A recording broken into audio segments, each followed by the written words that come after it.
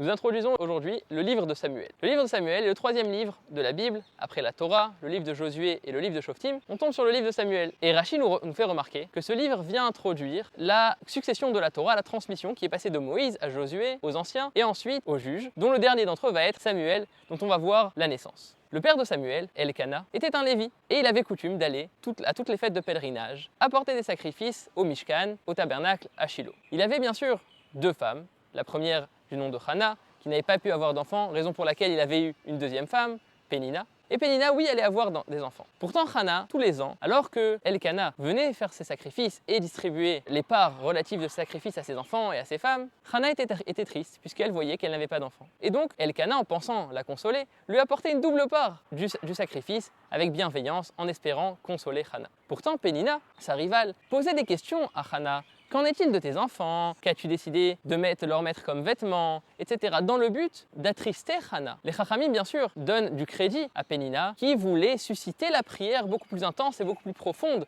de Hana dans la douleur. Mais bien sûr, le sage nous dévoile qu'il ne faut pas agir de la sorte. Un jour, alors que Hana se trouvait à la suite d'un repas au Mishkan, elle décida d'aller prier dans le Mishkan lui-même, à Shilo. Et elle commença à parler à demi-mot, à voix basse, devant le sanctuaire. Et elle dit à Dieu, « Dieu, toi, le Dieu des armées, vois ma souffrance et donne-moi un enfant. » Nos sages nous font remarquer que ce Dieu des armées, que signifie-t-il? Pourquoi Hana interpelle Hachem, Dieu des armées? Eh bien, elle dit à Dieu en fait, « Dieu, toi, tu as les armées du ciel et de la terre. » Ce qui caractérise les armées du ciel, c'est que ils ne meurent pas, certes, mais ils n'ont pas d'enfants. Alors que les armées de la terre, ils ne meurent pas, mais ils se reproduisent. Donc décide, soit je suis affilié aux armées du ciel, et donc je ne mourrai pas. Soit je suis affilié aux armées de la terre, et donc donne-moi des enfants. Et Hana continue encore, et elle dit à Hachem, non seulement tu vas me donner un enfant, mais si tu ne me le donnes pas, eh bien j'utiliserai la Torah elle-même pour en avoir. Puisque vous savez que dans la Torah, la femme sota, la femme qui se cache de son mari pour s'isoler avec un autre homme, si effectivement elle n'a pas fauté, elle sera bénie d'avoir une descendance. Et donc Hana même en vient à menacer Dieu d'une certaine façon